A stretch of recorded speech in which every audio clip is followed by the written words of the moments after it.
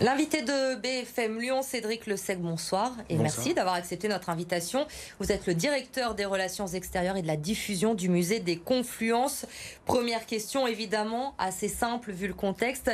Quelle est la fréquentation du musée en cet été? Est-ce qu'elle est bonne? Elle est tout à fait comparable à celle d'avant la mise en place du pass sanitaire le 21 juillet. On fait des journées entre 1500 et 2000 visiteurs avec des week-ends qui sont même avec une plus forte fréquentation qu'avant la mise en place. Donc on est plutôt satisfait. 1500 à 2000 visiteurs par jour en plein été. Par rapport à un été entre guillemets normal avant crise sanitaire, il y a une perte quand même, j'imagine. Oui, il y a une perte. Il est difficile encore de vraiment l'estimer. Ce qui est sûr, c'est que le public revient revoir les expositions et ça déjà, ça nous satisfait pleinement.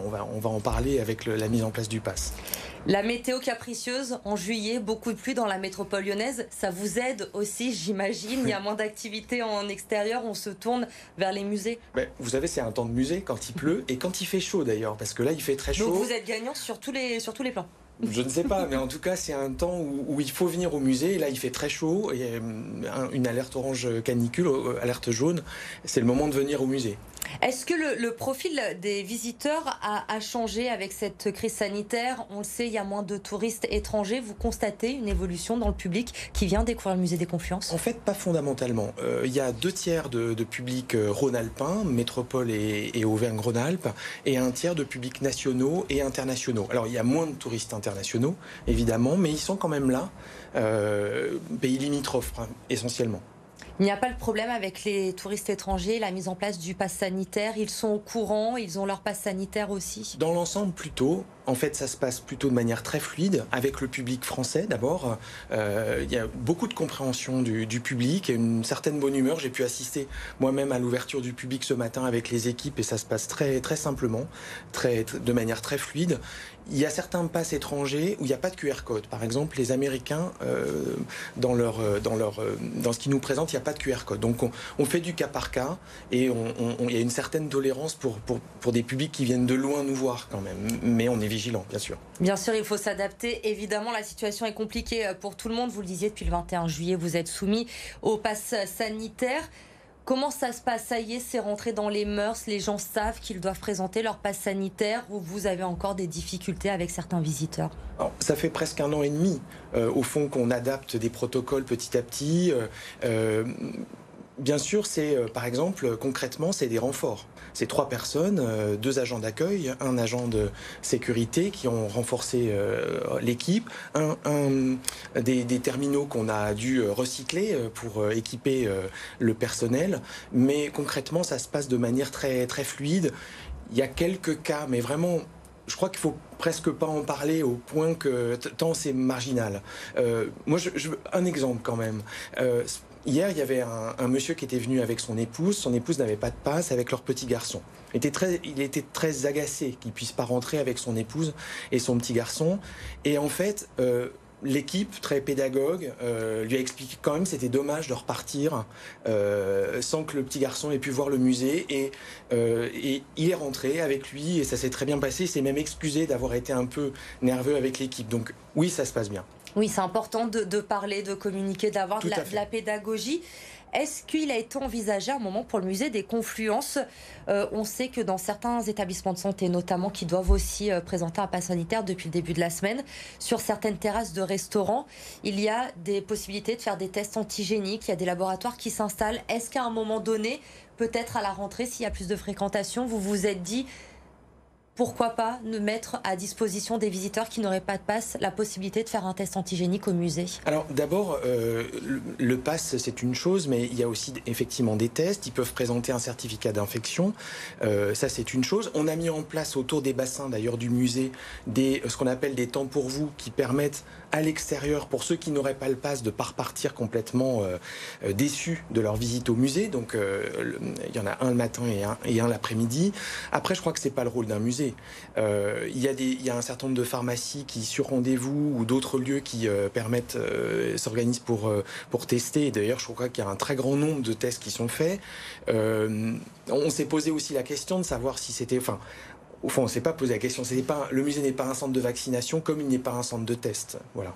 Et effectivement, il y a énormément de pharmacies. Aujourd'hui, on peut faire des tests antigéniques. Donc, même si on arrive devant le musée, on peut se déplacer à une pharmacie, revenir après pour pouvoir rentrer dans le musée. Hier, le gouvernement a annoncé également que le masque devait finalement rester obligatoire en intérieur, quoi qu'il arrive, dans les lieux où le pass sanitaire était demandé. Jusqu'à présent, on le rappelle, la décision revenait à l'exploitant.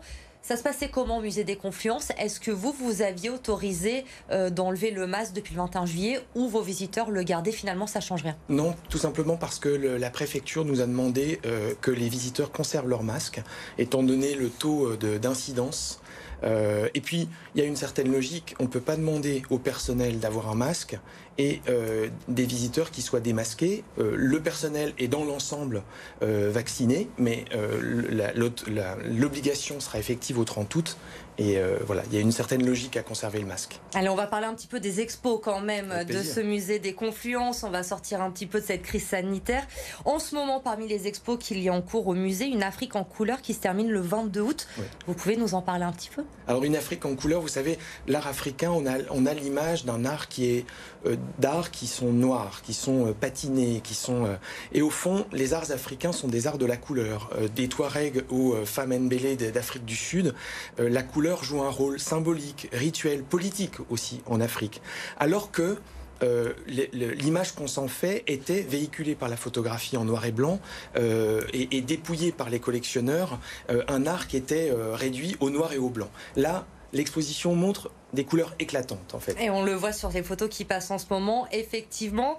Vous pensez aussi au musée des Confluences tout au long de l'année, aux plus jeunes. Vous organisez aussi pas mal d'ateliers encore pendant cette période estivale. Bien sûr, il y a tous les jours des ateliers. Il y a les contes à gigoter du mercredi au dimanche qui marchent formidablement pour des enfants tout petits et leurs parents qui vont écouter un conte pendant 15 minutes. Il y a des ateliers pour chaque exposition. Il y a ce container qui a pris place sur le parvis du musée qui s'appelle SOS Extinction, qui pour les 9-13 ans permet de découvrir ce qu'est la biodiversité et pourquoi il est important d'être actif dans la protection de l'environnement. Donc oui, il y a une offre qui est très large pour tous les publics. Cet été aussi, on va hors les murs. On va aux HCL. Hier, au début du mois d'août, on était à l'Institut du vieillissement auprès des résidents long séjour parce que le musée souhaite aussi s'adresser à des publics qui viennent chez nous, mais aussi qui se déplacent sur la métropole de Lyon. Ça, c'est capital pour nous. Pour terminer, Cédric Le Sec, le programme pour la rentrée, vous nous réservez quoi au musée des Confluences? Plein de choses. D'abord, il y a ces expositions qui vont terminer au 22 août. Il y a pour les journées européennes du patrimoine l'inauguration d'un nouvel espace permanent. C'est 400 mètres carrés. Ça s'appellera la Galerie Émile Guimet.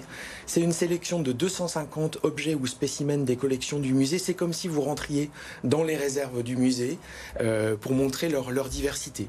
Il y a aussi, au tout début du mois de septembre, un cycle de spectacles en terrasse gratuits et sans réservation. Ça sera d'ailleurs aussi le cas de la galerie Émile Guimet qui sera ouvert les week-ends et vacances scolaires. Sans billet, vous pourrez rentrer et voir les collections du musée. Et puis en ligne de mire, en perspective, la grande exposition de saison qui s'appellera Sur la piste des Sioux, qui est la manière dont l'image de l'Indien d'Amérique s'est construite à travers les récits de voyage, les grands shows de Buffalo Bill ou les westerns avec John Wayne, par exemple. Encore plein de belles découvertes donc au musée des Confluences pour les mois à venir. N'hésitez pas, il fait chaud en ce moment, vous serez au frais, il y a la clim au musée, donc allez-y, il est ouvert tout l'été. Merci beaucoup, Cédric Le Sec, d'avoir été notre invité sur BFM Lyon.